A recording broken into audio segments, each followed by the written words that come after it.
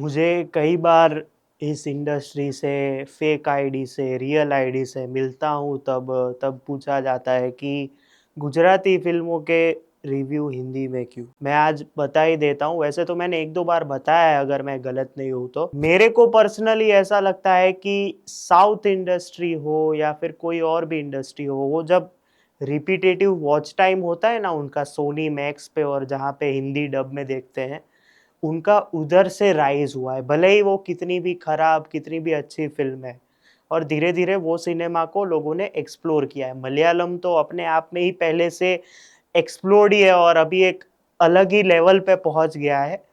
तो मैं as a reviewer चाहता हूँ कि मैं हिंदी में इसलिए करता हूँ कि यहाँ का जैसा भी सिनेमा है, जो भी सिनेमा है, वो मैं अपने हिसाब से जैसे भी हो सके हिंदी में प्रमोट करूँ और मेरी यही क्या बोलते हैं, यही जो एक एक्सपेरिमेंट है, यही एक जो मेरा चीज़ है, वो लोगों तक पहुँचता भी है। इसीलिए अगर आप देखें तो मैं समझता हूँ कि वो मेरी जो एक चीज़ है कि जो मैं कर रहा हूँ, वहाँ पे मैं सफल भी हो रहा हूँ कहीं न कहीं। कुछ फ़िल्में तो अभी हिंदी में भी डब होती है गुजराती, तो वो भी एक बहुत बढ़िया चीज़ है।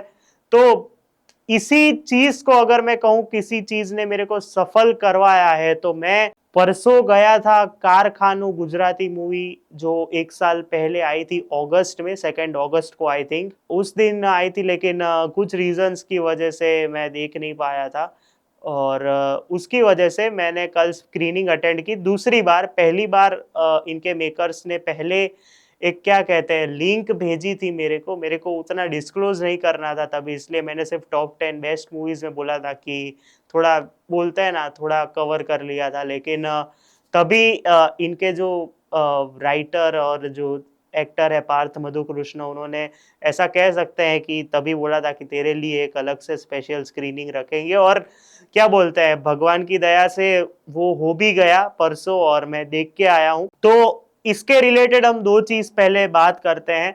ये एक स्मार्ट हॉरर कॉमेडी मूवी है जिस तरह से इसका प्रमोशन हो रहा था पहले। ये कैसे है वो हम उसकी स्टोरी में आगे बात करेंगे। दूसरी चीज़ जिनको नहीं पता ये इफ्फी गोवा जो फ़िल्म फेस्टिवल है बहुत बड़ा one of the big film festivals में से आता है। उधर ये फ़िल्म जाके आई है और उधर उनको बहुत ही बढ़िया क्या बोलते हैं रिस्पॉन्स मिला था या फिर गुजराती में बोले तो प्रतिसाद मिला था। तो उसकी वजह से ये फ़िल्म को और एक स्टेप ऊपर लेके जाती है कि इसका स्पेशल स्क्रीनिंग में हम मिस नहीं कर सकते उसको। तो स्टोरी कुछ इस प्रकार से है कि 3 लोग हैं मेन लीड में पार्थ मधु कृष्ण, अर्चन त्रिवेदी और हार्दिक शास्त्री। अभी तीनों क्या है कि फैक्ट्री में वर्कर्स हैं मतलब वर्कर्स हैं और फैक्ट्री में काम करने जाते हैं लेकिन उसी दिन जहाँ पे एक छोटी सी गुड़िया टाइप हमें ओपनिंग शॉट में दिखाई जाती है तो वो गुड़िया पे वो लोग पैर रख देते हैं। उसकी वजह से अभी आगे क्या होता है कि वो फैक्ट्री में उन्होंने ऐसी अफ़वाहें तो सुनी ही होती है कि उधर भूत होता है रात को और उधर जो भी जाता है वो वापस नहीं आता। अभी ये सब चीज़ें जब आप सुनते हो तो आपको लगता है कि यार इसमें क्या नया है? रुको ज़रा सब्र करो आगे बताता हूँ। तो फिर वो उधर जाके फैक्ट्री में काम कर रहे होते हैं कि तभी उनको बाहर कुछ आवाज़ आती है तो पार्थ भाई जो है वो बाहर जाते हैं तो उनको वहाँ पे एक भूत टाइप दिखता है और उसकी वजह से थोड़ी हड़कंप टाइप मचना शुरू होती है। उसके बाद हमें पता चलता है कि जो अर्चन सर है वो भी बाहर जाते हैं, फिर बोलता है अरे अंदर कुछ नहीं है, ऊपर सब कुछ एक्सप्लोर करते हैं, कुछ नहीं मिलता। एक फ्लोर ऊपर जब वो जाते हैं, वहां पे कंफर्म हो जाता है कि यहाँ पे भूत है, जहाँ पे मैं बैक स्टोरी वाइज ही बताऊंगा कि जहाँ पे वो जो फैक्ट्री के ओनर थे उनकी जो बेटी थी उनको जो जो बोलते हैं कि झांझर पहनने का बहुत शौक था और उसकी वजह से उनकी मौत हो गई थी। तो क्या पॉसिबिलिटी या फिर उन्होंने जो क्लियर किया था वो क्या था कि वो जो झांझर पहनती थी उनमें भूत था। अभी उनको और इनके दादा को मोक्ष प्राप्ति दिलाने का एक ही रास्ता है कि वो जो एंकलेट्स या फिर झांझर है उनको आप क्या बोलते हैं नष्ट कर दीजिए तो इन दोनों को क्या बोलते हैं मोक्ष मिल जाएगा। अभी वो होता है कि नहीं जब ये आप फिल्म देखेंगे तब आपको पता चलेगा। मैं आपको सिर्फ एक ऐसी चीज बताऊंगा मैंने जब पहली बार देखी दूसरी बार तो चलो ऑब्वियसली देखी थी, इसलिए वो सारे सीन्स में हंसी आ रही थी। पहले की 30-35 मिनट है ना, वो आप अगर निकाल लिए तो फिर उसके बाद आपके लिए जो आगे आने वाला है उसके लिए आप रेडी नहीं हो। क्योंकि एक और चीज जो मैं आपको बताता हूँ, फैक्चुअल चीज है कि पहली 30-35 मिनट वन टेक शॉट है। रियल लाइफ पे जिस तरह से शूट किया था उसमें भी वन टेक शॉट है, और वो एक इंपॉर्टेंट पार्ट भी बन जाता है इस फिल्म का, जहां पे आप देखते हैं कि पहले तो आपको लगता है कि इसमें ऐसा क्या था कि लोग इसको इतना प्रतिसाद दे रहे हैं, इतनी इसकी प्रेज हो रही है। फिर जब धीरे धीरे सारी चीजें अनफोल्ड होती है, अरे बाप रे, ये तो क्या बोलते हैं, ये लार्जर देन लाइफ वाली थ्रिलर मिस्ट्री थी। उसको आप में उसमें आप ऐसा रखे तो आपको पता चलेगा। लेकिन ये एक अलग टाइप का कारनामा था, जहां पे मैं आपको बताऊं, फिर चाहे वो स्मार्ट हॉरर कॉमेडी को जिस तरह से इन्होंने प्रमोट किया है वो हो, या फिर एक एक का कैरेक्टर डिजाइन हो, या फिर जिस तरह से कॉमेडी को प्रेजेंट किया है, इसमें कॉमेडी आपको यूनिक लगेगी। और यूनिक क्यों लगेगी, सारे लोग जो है वो नए हैं। मरकट ब्रोस का मैं थैंक यू ये भी कहूंगा, मैं भूल गया उनको थैंक यू कहने के लिए कि स्पेशल स्क्रीनिंग में मेरे को बुलाया। इसमें सबसे यूनिक चीज मुझे यही लगी कि इसमें नए लोग इसलिए आए हैं, और आप एक मूवमेंट के बाद भी देखने लगते हो, यहाँ के एक्टर्स हो या फिर कोई भी एक्टर्स हो, कि ये तो ये इसमें ये ऐसा ही रोल करेगा, ये तो कॉमेडी के लिए ही बना है। इसमें पूरी टीम नहीं है, उसमें भी कुछ थिएटर आर्टिस्ट भी हैं, अर्चन सर जैसे। और नई टीम आती है ना तो नया जुस्सा रहता है, नई स्टोरीज बनती है। और इस फिल्म का वो जो जॉनर है ना कि behind the scenes plus horror comedy, में ज्यादा रिवील इसलिए नहीं कर रहा, तो वो मेरा one of the favourite genre है, जहां पे आप मूवी के थ्रू मूवी देख रहे हो, और वो भी इसमें भी हॉरर कॉमेडी का एलिमेंट है। तो वो एक स्टैंड आउट फैक्टर अपने आप में ही बन जाता है, जहां पे आप देखते हैं सब कुछ लो बजट जरूर है, लेकिन जिस तरह से इसको प्रेजेंट और एग्जीक्यूट किया है, वहां पे ही आपको पता चलता है कि बहुत बढ़िया, मजा आ गया। और कोई भी मूवमेंट ऐसी नहीं है, फिल्म 2 घंटे 2 मिनट की है, कोई भी मूवमेंट ऐसी नहीं। और इंटरवल तक तो कहाँ इंटरवल आ जाता है आपको पता नहीं चलता। सेकेंड हाफ आपको थोड़ा शॉर्ट लगता है, लेकिन उतना ही लगता है कि नहीं चलो, जिस तरह की फिल्म चल रही है तो ऐसा ही सेकेंड हाफ होना चाहिए था। और मैं ज्यादा इसलिए नहीं बोला कि कॉमेडी हॉरर को इस तरह से प्रेजेंट करना, प्लस जिस तरह से गुजराती इंडस्ट्री की बात, जिस तरह से कुछ कुछ जगह पे कि सर मल्हार ऑनलाइन आए हैं, संदीप सर ऑनलाइन आए हैं, और जिस तरह के व्यूज काउंटिंग हो रही है, तो अपने आप में ही एक ये यूनिक एक्सपीरियंस है। तो मैं कुछ क्या बोलते हैं एक्टर्स की हम बात करते हैं, तो पार्थ मधु कृष्ण जो इसमें लीड में है, इसमें इनका नाम पार्थ छाया है। तो आप समझ सकते हैं कि कुछ भी नया होगा तो उसमें छाया का पहले नाम होगा। तो इसके लिए मैं अलग से कुछ बोलूंगा नहीं, क्योंकि ये अभी प्रूव हो गया है। तो उनका काम ऐसा देखिए, मैंने जब गया ना तो उधर सबसे पहली चीज क्या होता है कि हम प्रीमियर और वो सब ज्यादा इग्नोर करते हैं। ये स्पेशल स्क्रीनिंग थी, और आप सोचिए पूरा शो हाउसफुल था। आपको प्रीमियर वाली वाइब्स, मैं पर्सनली बोलूं तो प्रीमियर वाली वाइब्स जरा भी नहीं आती। एक तो टीम होती है और एक कुछ इंडस्ट्री के लोग होते हैं, कुछ रिव्यूअर्स थे, कुछ जनरल पब्लिक थी, तो उत्साह रहता है। और सही में जो इनकी टीम में से भी अर्चन सर ने बोला था कि जितनी मजा प्रीमियर में नहीं आई थी उतना इधर आया, तो वो मैं कहूंगा कि सही चीज है कि जितनी मजा आप ऐसे फिल्मों का प्रीमियर में आप जहाँ पे देखते हैं, तो वो प्रीमियर में उतना मजा नहीं आता जितना यहाँ पे मुझे पर्सनली आया है। तो हाँ, मैं बात कर रहा था पार्थ मधु कृष्ण की, जो इस फिल्म के राइटर भी है, प्रोड्यूसर भी है, डायरेक्टर भी है। एक तरीके से 2 बार डायरेक्टर है, एक फिल्म में भी और इसमें भी।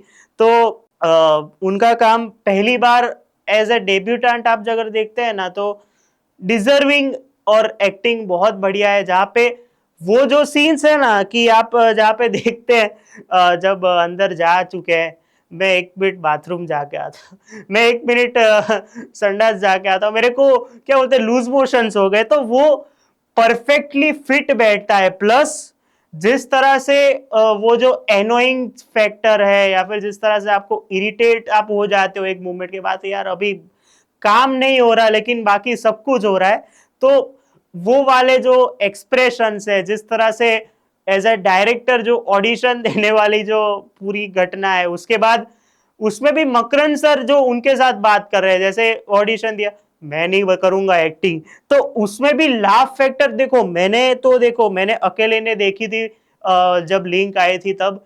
तो इसमें ये भी एक बहुत बढ़िया चीज क्या है कि आप ऑडियंस के साथ देखे, अकेले देखे तो आपको पता नहीं है जोक कहाँ लैंड होगा। आपके लिए जोक अलग जगह पे लैंड होगा, ऑडियंस के लिए अलग जगह पे लैंड होगा। तो ये भी एक मजा थी पर्सनली, जहां पे जोक लैंड मेरे को पहले में नहीं हुआ था। जो क्या बोलते हो लिंक एक्सपायरी वाली चीज होती है ना, तो यहाँ पे जहां जहां पे जोक लैंड सब जगह हुआ है। कुछ जगह पे कुछ ऐसे मेटा जोक्स भी थे जो इंडस्ट्री के रिलेटेड थे, या फिर जिस तरह के वो आर्ट वाली जो बात है।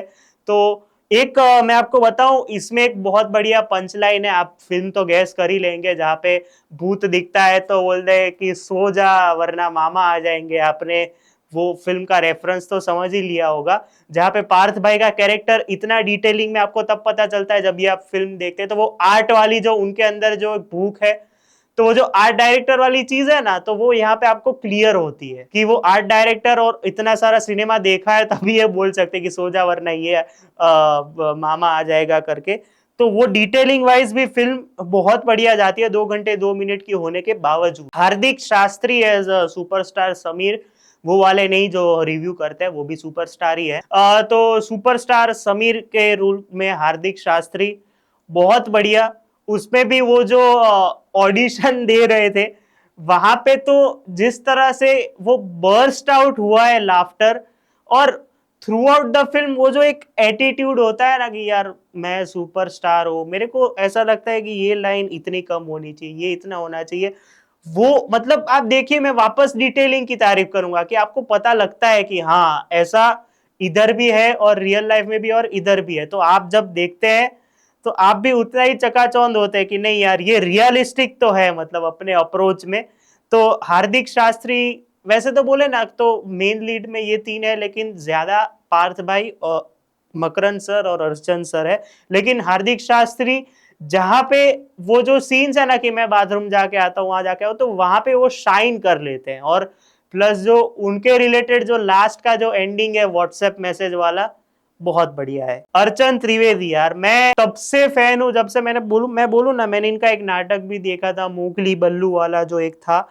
प्लस साहेब में नेगेटिव रोल में बहुत बढ़िया, वेनिला आइसक्रीम में बहुत बढ़िया, ऑल द बेस्ट पंड्या में पॉसिबल है नहीं, मतलब वो जो जिन्होंने देखा है वो एंडिंग उनको पता है। तो मैं यही कहूंगा कि इन्होंने मेरे को एक अपना एक्सपीरियंस दिखाया कि जब देखो सौराष्ट्र की बोली ऐसी है कि स्पीकर्स लगते हैं, और इसमें भी स्पीकर्स लगे ही है कुछ। उनको सौराष्ट्र की बोली बोलना थोड़ा मतलब हार्ड लग रहा था। तो इसमें एक ही एक्टर है हर्षदीप सिंह जाडेजा जो वासु का कैरेक्टर करे, तो उन्होंने उनको सौराष्ट्र की बोली सिखाई। और फिल्म में आपको लगता ही नहीं है कि वो क्या बोलते हैं फेक कर रहे हैं कुछ, या फिर वो सौराष्ट्र की बोली जिस तरह से आप दूसरी फिल्मों में देखते हैं समंदर राम भरोसे, वैसा आपको क्लियर लगता है। तो उन्होंने एक एक्सपीरियंस बताया कि एक जो सौराष्ट्र के लोग देखने आए थे, उन्होंने बाहर आके इनको पूछा कि आप सौराष्ट्र में किधर से हो, भले ही वो सौराष्ट्र से नहीं है रियल लाइफ में। तो ये एक क्या बोलते हैं कन्विंसिंग फैक्टर तो पहले से ही है इनके मेकिंग में, और जब आप देखते हैं तो आपको ज्यादा पता लगता है कि नहीं, कन्विंसिंग फैक्टर प्लस जिस तरह से मेकिंग हुई है फिल्म की। और अर्चन सर ने तो मतलब वो जहां से वो डायरे की शुरुआत होती है वहां से जिस तरह से वो आते हैं, और थ्रू आउट द फिल्म अगर किसी ने मतलब ऑब्वियसली सीनियर एक्टर है, सबसे एक्सपीरियंस्ड है, तो आपको पता है कि शो स्टीलर कौन होने वाला है। इनकी सबकी एक्टिंग तो मैं बोलता हूँ, लेकिन शो स्टीलर तो ऑब्वियसली अर्चन सर ही होंगे, लव यू।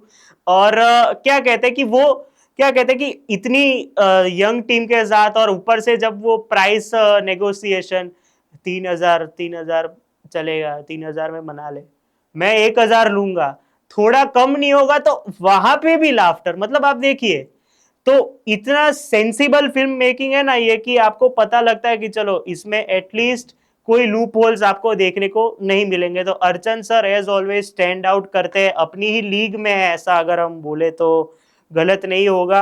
मेरे को पर्सनली अर्चन सर के अलावा जिसका मैं फैन हुआ इस फिल्म से, वैसे थोड़ा अच्छा खासा सुना था उनके बारे में, पॉडकास्ट शूट भी किया था, मकरन सर के एक्सप्रेशंस मकरंद सर की बोलने की स्टाइल, मकरंद सर जिस तरह से वो हर्षदीप भाई जब वो झांझर पहन के ऐसे जो जिस तरह से देखते हैं ना, बस सबसे फेवरेट सीन मेरा वही है। प्लस वो जो डायलॉग है कि सब कुशल मंगल, आज मंगलवार है, तो जिस तरह उनका वो कॉमेडी टाइमिंग सीधा आ जाता है। प्लस उनका और दधीची भाई का वो जो एक अलग से उनका एंगल भी चल ही रहा है कि जैसे ही कैसे है सर, सब कुछ अच्छा होगा, तो ऐसे फोन में देख के वो प्रोड्यूसर सर, और जिस तरह से पार्थ भाई डायरेक्टर राइटर को पूछे बिना सब कुछ एग्री हो रहा है, अरे मेरे से पूछो तो सही, ये तो करो वो तो करो। तो आप देखिए, और वो जो मैंने वो जो डांस वाला फैक्टर वाला जो सीन दिखाया आपको कि उसमें वो जिस तरह से एक्सप्रेशंस है, वो ट्विंकल ट्विंकल लिटिल स्टार के बीच में वापस जब आते हैं, वो हंस भी रहे कि यार ये तो ट्रेंड डांसर लग रहा है। तो मकरंद सर का काम, मैं मतलब बोलूं ना कि अर्चन सर और मकरंद सर ने जिस तरह से इस फिल्म में रोल किया है, मतलब वो इररिप्लेसेबल रोल्स है इस फिल्म के रिलेटेड। हर्षदीप सिंह जाडेजा जो वासु का कैरेक्टर कर रहे हैं, थ्रू आउट द फिल्म वो क्या बोलते हैं, जिस तरह से बनता नहीं है, फिर बीच में म्यूचुअल अंडरस्टैंडिंग आती है, फिर प्रलय सर के साथ अलग समोसे खा लिए, फिर अचानक से जा रहे हैं, फिर लास्ट का वो सीन, तो हर्षदीप सिंह जाडेजा है ना इस फिल्म में, वो जो क्या बोलते हैं कि डार्क हॉर्स है, सबका ध्यान इन पे है, लेकिन वो जो क्या बोलते हैं अंडररेटेड एक्टर जो होते हैं किसी फिल्मों में, जिनका ध्यान बहुत लेट जाता है। जैसे मैंने भूल चूक माफ में बोला था, विनीत कुमार को उतना यूटिलाइज किया है लेकिन किसी का ध्यान नहीं जा रहा, इसमें उनको यूटिलाइज बढ़िया किया है, लाइंस बहुत बढ़िया दी है, और अंडररेटेड भी उतना ही फील होता है एक्टिंग वाइज। तो हर्षदीप भाई का काम बहुत बढ़िया है। अब मैंने ना लास्ट रिव्यू में एक बात बोली थी कि गुजराती फिल्मों में अगर आपको भाषा शुद्धि की कदर ना हो ना, तो आपको नहीं करनी चाहिए। आपको अगर भाषा शुद्धि सीखनी हो ना, तो आपको दधीची ठाकर को ही बुला लेना चाहिए, क्योंकि आप देखिए वो आपको क्या बोलते हैं, वो इरिटेटिंग बट लवली ऐसा लगता है आपको, क्योंकि उनका कैरेक्टर ऐसा डिजाइन हुआ है। उसमें भी लास्ट के 2 सीन्स, ये जो आप कैरेक्टर देख रहे हैं ना, ये जो 2 सीन देख रहे हैं, वो मैंने लिख के दिए, तो उसमें वो अपना सेवेजनेस भी थोड़ा थोड़ा बाहर लाते हैं। प्लस जिस तरह से वो क्या बोलते हैं, एक हार्ड गुजराती वर्ड्स बोलते हैं, उसमें भी मतलब क्या बोलते हैं, इसका मतलब क्या है, इन्होंने क्या बोला, वो जिस तरह से सामने की जो सामने सामने जो बात हो रही है, जिस तरह से वो फोन करते हैं तो सब लोग हंस रहे हैं, तो बहुत बढ़िया काम है दधीची सर से। मतलब इधर की इंडस्ट्री वालों को ट्यूशन लेने चाहिए कि किस तरह से गुजराती में अच्छे से बात करनी चाहिए, और वो जो भाषा शुद्धि वाला फैक्टर है, मे बी इधर से कम हो जाएगा कि लोग गलत गुजराती बोल रहे हैं। राजू बारोट, काजल ओझा वहीद जैसा उनका काम हमेशा रहता है, मतलब काजल मैम का नहीं, उनका काम, मतलब काजल मैम का पहली बार ऐसा हुआ है कि ठीक ठाक काम लगा है मुझे, वरना तो आपको पता ही है। राजू बारोट अच्छा काम है। ऋषभ ठांकी को मैं कॉन्ग्रेचुलेट करूंगा कि देर आए लेकिन दुरुस्त आए, तभी भी उतना बढ़िया रिस्पॉन्स मिला, जिस दिन देखने गए तभी उतना बढ़िया रिस्पॉन्स मिला। और अब मरकट ब्रोस के साथ क्या बोलते हैं, अभी एक क्या बोलते हैं, एक्सपेक्टेशन बन चुकी है कि अगर इफ्फी लेवल की फिल्म बन चुकी है अब, तो उसके ऊपर भी एक फिल्म आएगी। तो एक 2 पॉसिबल थियरीज जो मैंने इसमें लगाई है, आपको ये थियरीज जाननी हो तो जानिए, वरना ये थोड़ा स्पॉइलर वे में जाएगा। तो कारखानू टाइटल से ही आपको पता है कि क्या स्टोरी है जो मैंने बोली। प्रलय रावल का अगर आप कैरेक्टर देखें ना, तो उनका ऑडिशन नहीं हुआ, वरना सबका ऑडिशन हुआ है, कई कई से हैंड पिक किया, अर्चन सर को, पार्थ भाई को, सुपरस्टार समीर को। प्रलय रावल कहाँ से आए और समोसा खा के चले गए, रियल लाइफ में तो अभी वो सैडली है नहीं, वरना मैं आपको बताऊं, लास्ट फिल्म की एंडिंग में ना आपको 2 कलश देखने को मिलते हैं, जबकि था एक ही, दूसरा किधर से आया। जहाँ पे वो जो बंद दरवाजा है, जहाँ पे वो सारे तांत्रिक लगा के जाते हैं लींबू वींबू, वो काला पड़ गया है। प्रलय सर नहीं आए, दूसरा कलश किसका था, तो मेरी पर्सनली पॉसिबिलिटी के वो कारखानू जहाँ पे वो फैक्ट्री में रोज रात को भूत होता है, क्या वो सही स्टोरी थी, इनको पता नहीं था कि ऐसा कुछ सही में हिस्ट्री होगी, और क्या सही में प्रलय सर ही थे उस फैक्ट्री के ओनर, और वही उनकी आत्मा को मुक्ति मिल गई बाद में कि जब ये 2 कलश आ गए। ये सब काला पड़ गया। तो ये मेरी एक थियरी है कि क्या इसका सेकंड पार्ट बन सकता है, और बनेगा कि नहीं वो तो मेकर्स ही हमें जवाब देंगे। आपको ये वीडियो कैसा लगा मुझे पर्सनली बताइएगा। हाँ, स्टार्स देते थे, एक्टिंग, नई स्टोरी, एक नया ही अटेम्प्ट प्लस इफी गोवा में गए, और मेरा फेवरेट जॉनर एक जो ये जो बिहाइंड द सीन्स वाला है, जिस तरह का प्रमोशन हुआ और जिस तरह के डायलॉग्स, 4 स्टार्स दूंगा मैं इस मूवी को। मिलते हैं अगले वीडियो में, लाइक शेयर और सब्सक्राइब कर देना। तब तक के लिए बाय।